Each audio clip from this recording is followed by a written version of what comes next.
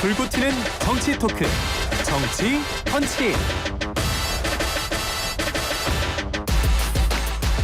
수요일 정치 펀치를 시작합니다. 매주 인기를 얻어가고 있는데요. 여기서 만납니다. 정광재 국민의힘 대변인, 김용남 개혁신당 정책위 의장. 안녕하세요. 네, 안녕하세요. 반갑습니다. 정치 펀치 와우. 아니 오늘 굉장히 텐션이 많이 올라와 있네요. 오늘 유튜브 구독자가 많이 늘었다는 거죠? 지금 YTN 라디오에. 이거 누구 덕분입니까?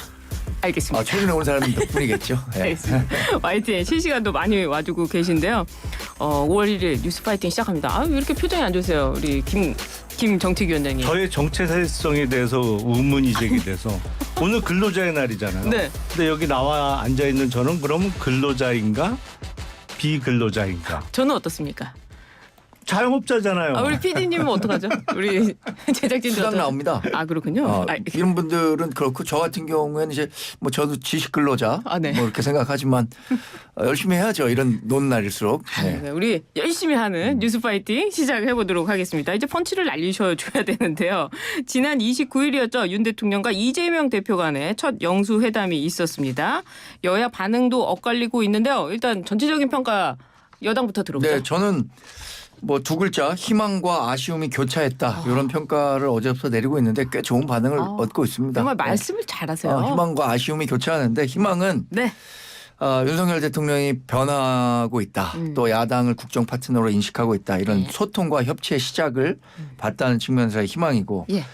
아쉬움과 이 걱정은 22대 국회의 이 민주당의 힘자랑의 예고편 아니었나. 21대 국회에도 절대 다수 의석을 가진 민주당이 이른바 의회 폭주라는 것을 해왔는데 22대 국회에는 그게 더 심각해지는 건 아닌가. 이런 면에서는 아쉬웠습니다. 그렇군요.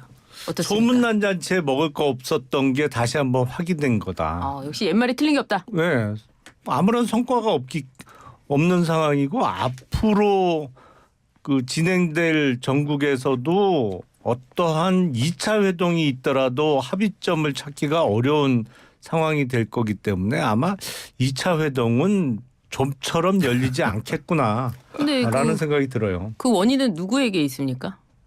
그 원인이요? 네. 뭐 1차적인 책임은 누가 뭐래도 국정 최고 책임자인 윤석열 대통령에게 있겠죠. 근데 뭐 이 손바닥도 마주쳐야 소리가 나는 거니까 이재명 대표에게도 일부 책임은 있을 수 있겠습니다만 어쨌든 제1야당의 대표와의 회동이 거의 만 2년 만에 이루어진 거 그거 자체에 대해서는 대통령의 책임이 크다고 봐야겠죠. 저는 뭐 일단 그 8차례나 공식적으로 이재명 대표가 영수회담을 하자고 했으면 거기에 맞는 성격과 이 준비를 이재명 대표가 해왔어야 한다고 생각하는데 어렵게 성사됐잖아요. 근데 거기서 정말 실무진이 뭐 논평 브리핑 읽듯이 10장 A4 용지 10장 되는 것을 15분 동안 대통령한테 이렇게 옆에 앉혀서 구구절절 얘기하고 있었던 모습이 그게 이재명 대표가 영수회담을 하려고 했었던 진짜 목적인가라는 생각이 좀 들었어요. 그리고 뭐 대통령은 일단 그 협치에 손을 좀 내려고 했는데 너무 높은 수준의 요구. 예를 들어 국정기조의 완전한 전환? 아니 우리 대통령께서 지금 대통령 국정수행 동력을 확보해 갖고 나머지 3년을 더 성공시키려고 하는데 그동안 해왔던 것들에 대한 모두 부정을 하고 완전히 바꿔라라고 하면 대통령이 받아들일 수 있을까요? 그렇게 완전히 바꾸라는 게 총선에서 드러난 민심 아닌가요? 사실은 총선과 대선은 그 의미가 다르지 않습니까? 아니 그러니까 이번 그 총선은 사실상의 중간 평가의 성격을 띈 것이고 거기서 지금까지 해오던 대로 국정 운영에서는 안 된다. 그러니까 국정 운영의 기조를 완전히 바꾸라는 것 자체가 민심이었기 때문에 지금 하던 대로 하겠다는 것은 제가 보기엔 너무 무리수를 두른 거 아닌가 싶은데요. 완전히 바뀌는 게 맞겠죠. 그리고 뭐 영수회담에서 좀처럼 볼 수 없었던 상황인 건 맞아요. 제1야당의 대표가 미리 준비한 원고를 초반에 15분씩 쫙 읽고 시작하는 영수회담은 본 기억이 없는 것 같은데 아마도 그 대화를 시작하게 되면 거의 대화 시간의 대부분을 윤석열 대통령이 점유하실 거를 알고 앞부분이라도 확보하자 뭐 이런 생각에서 준비했던 거 아닌가 싶어요. 아니, 저는 네. 그 전반적인 과정에 대해서 네. 그 앞으로의 과정 한번 예상해 볼 때 네. 이재명 대표가 윤석열 대통령 앞으로도 계속 만나자고 해야 되는 거 아니에요? 왜냐하면 자기 의견을 계속 전달해야 될 거 아닙니까? 국정기조 전환하라면서. 근데 국정기조라는 거는 아까 바꾸라는 말씀을 하셨잖아요. 근데 국정기조라는 거는 예를 들어서 야당을 국정 파트너로 인정해라. 소통과 통합해라. 이거는 일정 부분 변화가 지금 시작됐다고 봅니다. 그런데 거부권 행사를 하지 마라. 이거는 우리들이 거부권을 행사할 수밖에 없는 법안들을 그 자신들의 일방적인 의견만으로 만들어 놓고 거부권 행사하지 말라고 하는 거는 거의 뭐 정권 내놔라라는 비슷한 수준으로 이해할 수밖에 없기 때문에 국정기조의 완전한 전환은 어렵다고 보는 거죠. 근데 말씀 중에 보면은 국정 전환 기조라는 거는 사실은 그 전환을 바꾸라는 건데 말씀 중에는 좀 그 혼동돼 있는 것이 방식을 바꾸라는 것과 좀 혼재돼 있는 것 같아요. 그러니까 일단 방식은 예. 무조건 바뀌는 게 맞고요. 그럼 뭐 탈원전 그다음에 뭐 지금 하고 있는 이런 것들을 다 바꾸라는 얘기입니까? 아니죠. 그거는 뭐 다 바꿀 필요는 없습니다만 일단 방식과 태도는 바뀌는 게 맞고 네. 그리고 가장 큰 약점은 윤석열 정부가 출범하면서 임기 5년 동안 뭘 하겠다는 것인지가 불명확한 게 가장 큰 문제라고 저는 생각을 해요. 그러니까 뭐 연금 노동 뭐 여러 가지 개혁 분야가 있습니다만 방향이 도대체 뭐냐. 경제 구조와 관련해서도 하고자 하는 바가 뭐냐. 예. 뭐 오늘 뭐 일관제도 났습니다만 그토록 자유를 주장하던 윤석열 정부에서 중앙정부나 지방자치단체의 규제가 오히려 더 늘었다는 거잖아요. 그러니까 예. 아니 도대체 방향성을 확실하게 알 수 없는 게 가장 큰 문제인 것이죠. 그리고 예. 방금 언급됐던 거부권도 예를 들어서 정책적인 견해가 야당과 달라서 행사된 거부권, 뭐 예를 들어서 양곡관리법이라든지 뭐 간호사법 이런 거는 정책적 견해를 달리한다고 10분 이해를 할 수 있을 수 있습니다만 네. 예를 들어서 본인의 가족과 관련된 사건의 수사와 관련한 특검법 거부권은 역대 대통령들도요. 본인의 가족이 관련된 사안에서는 수사 거부를 한 적이 없어요. 예.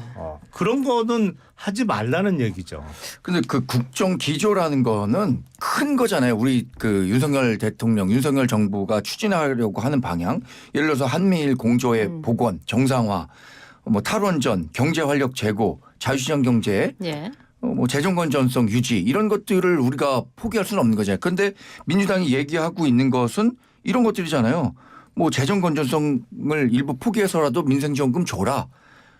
이런 것들은 우리가 받아들일 수 없는 건데도 일방적으로 요구하는 것은 이것은 우리가 이제 윤석열 대통령이 말하려고 하는 협치의 그 제안을 자신들이 오히려 받아들일 수 없다라는 해석밖에 안 가능할 것 같은데요. 그래요. 그런 예. 추상적인 단어의 나열은 누구나 할 수 있어요.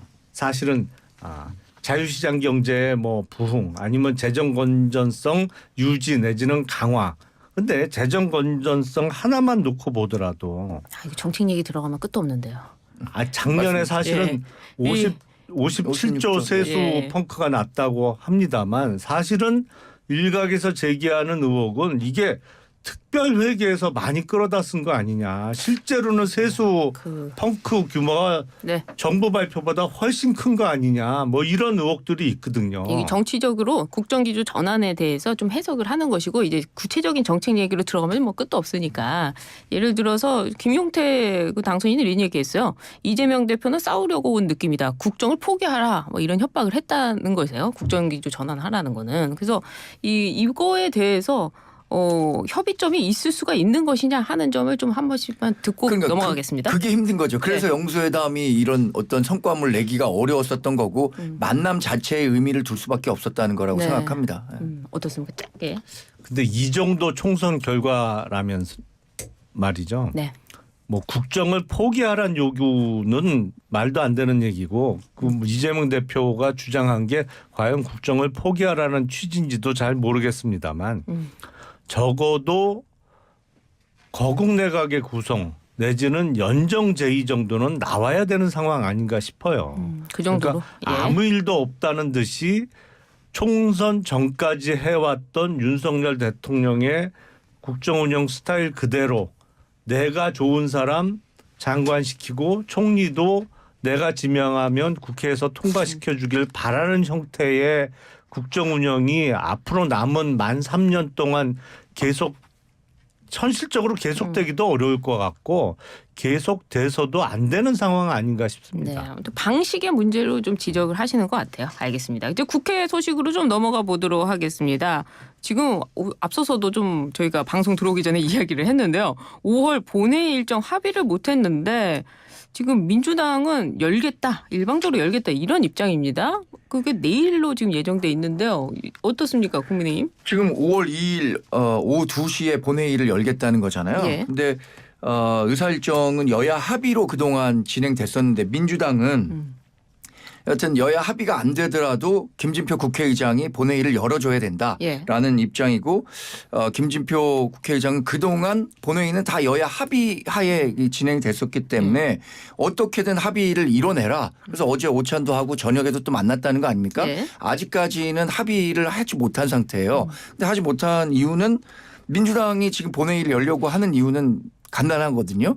우리 지금 당은 합의할 수 없는 최상병 특검과 이태원 특별법 네. 뭐 이런 것들에 대한 강행 처리를 하겠다는 건데 우리 당으로서는 현재로서는 본회의 합의해 줄 수 없다 이런 입장입니다. 그런데 민주당이 어떻게 나오느냐. 네. 민주당이 김진표 의장을 어떻게 설득시키느냐에 따라서 본회의가 열릴 수 있겠죠. 어떻게 되는 근데 겁니까? 어떻게 되는 겁니까? 네. 개혁신당. 예. 그동안 국회 이게 이제 임시회잖아요. 네. 임시회는 여야 합의로 날짜를 잡고 본회의 일정 같은 거를 확정했던 게 맞죠. 그동안의 오랜 국회 관례는 그거고요. 그러다 네. 보니까 김진표 의장도 여야 합의가 있어야 본회의를 열겠다 뭐 이런 입장으로 보여요. 네. 근데 민주당에서는 민주당 단독 국회를 열겠다고 하는데 그거는 오랜 국회 관례에 비추어 보면 뭐 관례와 맞지 않는 건 틀림없습니다. 근데 제가 보기엔 열 수도 있어요.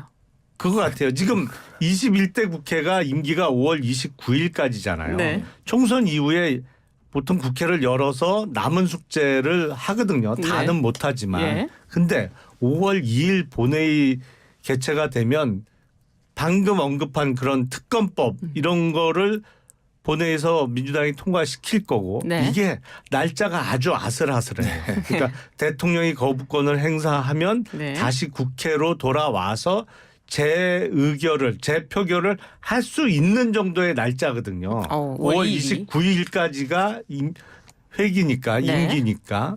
그래서 국민의힘은 5월 2일 본회의를 열지 않고 한 일주일만 늦춰도 재표결이 안 되고 그냥 자동 폐기 거부권 행사하면 자동 폐기하는 수순으로 갈 수 있는 날짜만 남아 있기 때문에 네. 서로의 목적은 너무나도 명백해요. 근데 20일이 그러니까 다시 올라올 수 있는 거 아닙니까? 지금 말씀하신 예. 것처럼 일정이 5월 2일 날 하게 되면 뭐 이제 정부로 송부가 되면 14일 네. 이내에 거부권이 행사가 되면 그게 한 5월 20일 한 초중반 정도가 되는 것 같아요. 그러면 다시 재의결해 갖고 네. 거부권을 무력화시킬 수 있다라는 생각을 민주당이 하는 것 같은데 근데 이제 민주당은 김진표 의장의 적극적인 중재 아니면 단독으로라도 열 수 있도록 해줘라라고 네. 얘기하는 건데 김진표 의장이 5월 4일 날 해외 순방이 예정돼 있다 그래요. 그래서 어제 37명의 민주당 국회의원들이 네. 대거 나서서 김진표 의장의 순방길도 자기들이 공항 가서 막겠다 이렇게까지 얘기하고 있는데 근데 저는 걱정되는 건 김진표 의장이 네. 지금은 단독 개원 안 해주겠다고 하는데 결국엔 또 민주당 소속 아니었습니까? 네. 그래서 그 부분 좀 걱정됩니다. 걱정된다는데요.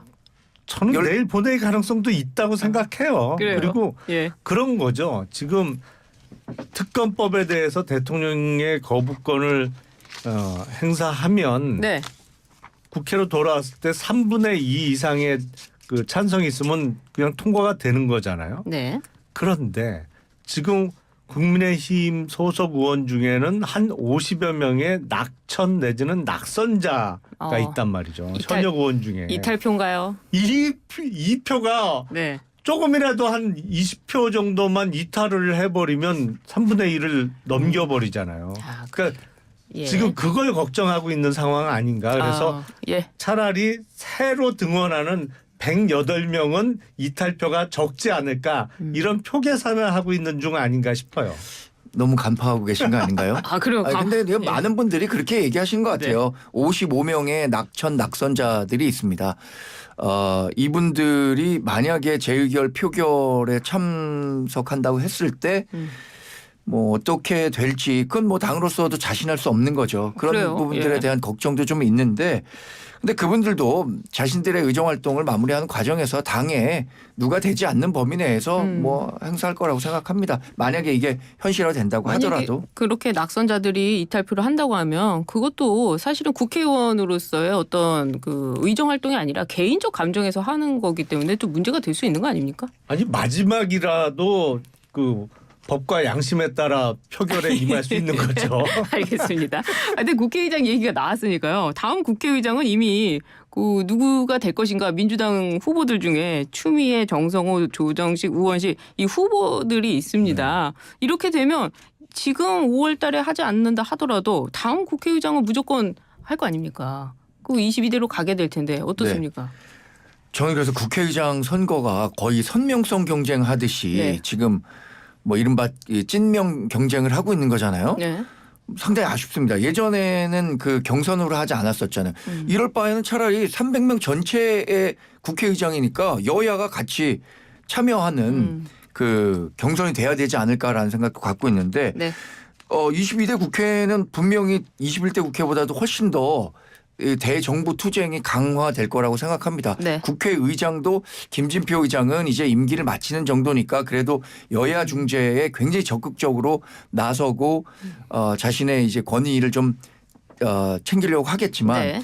다음 국회의장이 지금 공공연히 얘기하고 있는 것 아닙니까? 기계적 중립 아니다. 아니다. 네, 이렇게 얘기해서 좀 걱정되는 부분들이 많이 있습니다. 어떻습니까? 민주당 국회의장 선거. 그러니까 4명의 후보가 나섰는데 네. 거의 공히 민주당을 위한 의장이 되겠습니다라고 당내 의장 선거 운동을 하고 있는 상황이라 네. 어떤 그동안 국회의장들이 대부분 보여줬던 중립적 자세하고는 많이 틀리겠다는 것은 누구나 예상할 수 있는 상황이죠. 네. 그래서 이제 법률적으로 보면 21대 국회에 임기가 종료되면 통과되지 않았던 법률들은 다 자동 폐기가 예. 되는 거잖아요. 그러면 특검법이든 어떠한 법률이라도 민주당이 의석수로 밀어붙이기 위해서는 또 패스트트랙 절차를 밟아야 되고 그게 180일 이상이 소요된단 말이죠. 그러니까 정부 여당 측에서는 한 6개월 이상 시간을 벌 수 있다는 계산을 하는 거고 근데 6개월 지나면 국회의장이 그마저도 중립적인 자세를 아예 포기하고 나는 민주당 출신이야. 뭐 이렇게 네. 나서면 답이 6개월 없군요. 이후의 정국은 정말 답이었군요. 그 알겠습니다. 답안 더민주 나오겠죠. 혁신회의라고 여기가 이제 30명 넘게 네. 원외 조직이었는데 다 들어왔다는 거 아닙니까? 그래서 국회의장 후보 4명이 가갖고 경쟁적으로 나는 그 분명한 강경 노선을 걷겠다라고 이제 네. 그 득표 활동을 한 거잖아요.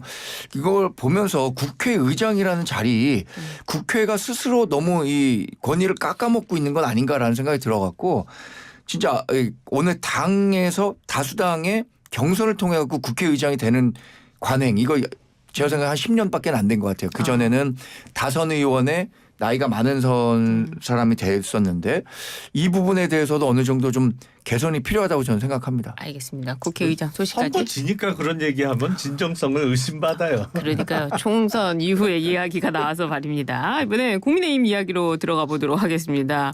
애정이 있으실 것 같은데요. 국민의힘 비대위원장에 황우여 상임고문이 오게 됐습니다. 어차피 관리형이다 이런 평가가 있는데요. 애정을 갖고 한번 얘기해 주시죠. 김용남 정확하게 얘기하면 정의위원장님. 애증이죠. 애증. 애증입니까? 너무 박하게 애정은 평가해 아니죠. 주실 필요는 없을 것 같다는 생각을 하는데. 아니요. 황우려 네. 비대위원장께서는 뭐 다들 아시겠습니다만 5선 의원을 지내셨고 교육부총리도 하셨고 그전에 당대표도 하셨고 네. 주로 박근혜 정부 시절에 당대표와 교육부총리를 지내셔서 상당히 온화한 성품인데 별명은 어당팔이잖아요. 오당팔이요. 네. 어수룩해 어당팔. 보여도 당수가 8단이라고 이제 내공이 있다는 얘기죠. 근데 일선에서는 너무 오래 떠나 계셨던 거 아닌가. 많은 국민들께서는 황우여라는 이름을 정말 오랜만에 들어보는 상황이 된 것 같아요. 네. 그래서 전형적인 관리형 비대위 체제로 거기에 가장 적합한 분을 모신 것 같은데 네. 지금 국민의힘이 뭐 관리 수준으로 이게 살아날 수 있는 상황인가? 상황 인식에 대한 좀 문제가 있는 거 아닌가 싶어요. 그런데 어떻습니까? 이런 평가를 해주시는 분들이 있더라고요. 네. 황우여 대표가 너무 오랜만에 복귀했다고 그랬잖아요. 오랜 기간 정치를 밖에서 보면서 국민의힘에 대한 객관적 평가를 좀 하실 수도 있었겠다. 그리고 네. 또 이분이 우리 14석이 걸린 인천에서 지금 2석밖에 확보 못했었는데 인천에서 5선을 했었던 분이잖아요. 네. 그러니까 일정 정도 수도권과 중도의 마인드도 갖고 계신 분이기 네. 때문에 그리고 이번 그 비대위 체제에 대해서 우리가 뭐 혁신형이냐 관리형이냐 이런 논의 끝에 그래도 다음 당대표를 뽑기 위한 관리형 비대위로 가는 게 좋겠다라는 중지를 모았지 않습니까? 네. 그러니까 뭐 황우여 전 교육부총리만한 적임자를 찾기도 쉽지 않을 것 같다라고 평가를 해주신 분들 많이 제가 있어요. 보기엔 이번 비대위에서 해야 될 가장 급선무는 룰을 바꾸는 거예요. 네. 그러니까 소위 당원 100%로 당대표를 뽑게 된 지난번 전당대회를 앞두고 급조된 잘못된 룰을 다시 정상적으로 복원하는 문제인데 그게 정상적으로 복원하는 겁니까? 저는 그게 네. 정상이라고 봐요. 왜냐하면 당원 100% 룰은 그전에도 그렇게 뽑은 적이 없는데 지난번 전당대회에 누군가가 누군가를 만들기 위해서 급조한 룰이었거든요. 근데 네. 황우려 위원장 발언으로 봐서는 네. 별로 그쪽에는 의지가 없어 보이세요. 네. 저는 반대로 알고 있는데 황우여 위원장 이제 되시는 분이 이전에 위원장 하마평에 올라오기 전에 기자들과 만난 자리에서 뭐 이런 거 제의가 온다면 뭐 이런 얘기를 하는 과정에서 당신 100%는 좀 손볼 필요가 있는 거 아니냐라는 요지의 말씀을 하셨었다 그래요. 그래서 저는 뭐 비대위원장이 된 이후에 어떤 식으로의 그 생각의 변화가 있을지 없을지 모르겠지만 네. 현재 갖고 있는 생각은 당신 100%는 조금 부작용이 있다라는 네. 이 취지의 말씀을 하신 걸로 알고 있습니다. 그 얘기는 뒤에서 하기로 하고 개혁신당 그 전당대회까지 가야 되니까 네. 조금 빠르게 해보도록 하겠습니다. 얼마 전에 그 신동욱 당선인도 그렇고 박정원 당선인도 그렇고 이 당과 그 정부의 관계를 수평적이 아니라 이거 뭐 하나가 돼야 된다 이런 입장을 얘기했어요. 과거에 노무현 전 대통령도 당정 분리는 재검토해야 된다 이런 얘기도 하지 않았습니까? 이 국민의힘과 정부의 관계 또 어떻게 설정해야 될까요? 그 발언의 취지는 그러면 기존대로 하자는 취지로 기존대로는 그건 건가요? 제가 알 수가 없지만 당정 분리 뭐 수평적 관계다 이런 거가 꼭 맞는 건 아니다 이런 취지로 이야기를 했더라고요. 그러면 계속 수직적으로 가자는 취지인가요? 수직적 관계입니까? 네 어떻습니까? 당정 관계를 어떻게 설정해야 되죠? 저는 당정 관계가 지나치게 수직적이고 경직됐다고 지적을 많이 받았기 때문에 네. 이번에 대통령도 그런 얘기 했잖아요. 이제 여당, 야당, 뭐 국회 얘기 다 열심히 듣겠다라고 했으니까 대통령 자신이 이런 수직적 당정 관계에 대한 문제의식을 조금 갖고 있는 상태에서 네. 일정 부분 변화를 주겠다고 하는데 글쎄 뭐 다른 두 분이 어떤 뜻에서 당선인께서 예. 얘기를 하셨는지 모르겠지만 네. 이렇게 뭐 대통령실에서 너무 뭐 종속돼서 움직이는 당의 움직임은 건전하지 못하다는 생각들을 더 많은 당선인들이 하고 있을 거라고 생각하는데요. 실패를 하면 네. 본인 스스로 실패의 원인을 분석하고 바꿔야 되는데 네. 지금 국민의힘 상황을 보면 외부에서 절대로 안 된다고 반대를 하니까 이거 그냥 내 의지대로 하고 싶은데 이거 무리인가? 갸우뚱 하는 네. 상황 같아요. 왜냐하면 원래대로 하면 오늘 국민의힘 원내대표 선출이 돼야 되는 날이잖아요. 근데 그러니까 지금 5월 3일이었죠. 3일. 오늘까지가 후보 등록인가요? 후보 등록이에요. 오늘까지가 등록이고 원내대표 선출이 됐는데 이제 후보 등록 기간을 5월 예. 9일까지로 미뤘다고 네. 제가 들었거든요. 그러니까 지금 이유는 뻔하잖아요. 이철규 의원이 원내대표를 하겠다는 뜻을 내비치니까 다른 의원들이 나는 아닌가 보다 그러고 다 주저앉는 상황이 만들어졌고 근데 오히려 외부에서 오늘 사실은 이른바 보수 언론이라고 지칭되는 신문 사설에서도 네. 이철규 원내대표 설에 대해서는 지금 국민의힘 제정신이냐 이렇게 썼더라고요. 아예 사설에서 세게 제정신이냐 뭐 이런 언급을 했던데 네. 그 누가 봐도 말이 안 되는 상황인데 외부에서 하도 안 된다고 하니까 네. 진짜 안 되나 이러고 있는 상황 같아요. 아, 그렇군요. 여론 수렴 과정이라고 보시면 될 것 같습니다. 왜냐하면 예. 당선인들이 어차피 뭐 의원 생활 해보셨지만 108명의 당선인들은 산전수전 다 겪은 정치의 최고 고수들 아닙니까? 또 원내대표 투표가 제일 선거 중에 어렵다고 하는 거잖아요. 예측하기 어렵다고 해서. 네. 이철규 의원이 지금 공식적으로 출마하겠다라고 입후보를 하거나 입장을 밝힌 건 없습니다. 네. 다른 후보들도 여러 상황들을 좀 보는 것 같아요. 이 네. 22대 국회 개원 1년 첫 1년의 원내대표가 굉장히 어려운 자리일 텐데 이 자리에 내가 가서 정치력과 협상력을 잘 발휘할 수 있을 것인가 라는 부분들에 대해서 네. 뭐 스스로 고민하고 성찰한 후에 그런 자신이 있으면 후보로 등록하는 사람들이 나오겠죠. 알겠습니다. 이번에는 기다리고 기다리던 개혁신당 이야기입니다. 개혁신당 19일 전당대회를 앞두고 있대요. 이준석 개혁신당 대표가 전당대회 불출마를 선언했고 천하용인 여기서 나가지 않았나 싶은데 그 이기인 전 위원장과 허은하 전 위원장이 출사표를 던졌습니다. 처음에는 그 천하람 당선이 되는 줄 알았는데 지금 이제 전당대회 당대표 누가 되는 겁니까? 어떻게 되는 겁니까? 그 5명이 후보 등록을 했고요. 아, 했군요. 네. 저희는 룰이 혹시 나가십니까? 저는 등록 안 했죠. 아, 예. 그러니까 5명이 전당대회 출마해서 가장 많은 득표를 한 사람이 당대표 그리고 2등부터 4등까지가 최고위원이 되는 과거에 그 새누리당도 네. 그런 식의 전당대회를 치렀었는데 뭐 요새는 아예 당대표 최고위원 분리 선출을 다른 당들은 하고 있습니다만 저희는 1등부터 그냥 이렇게 예. 최고위원과 대표가 정해지는 구조인데 그러니까 5명이 후보 등록을 했으니까 1명이 탈락하고 4명이 적어도 최고위원으로 당 지도부에는 입성을 하는 구조예요. 그래서 네.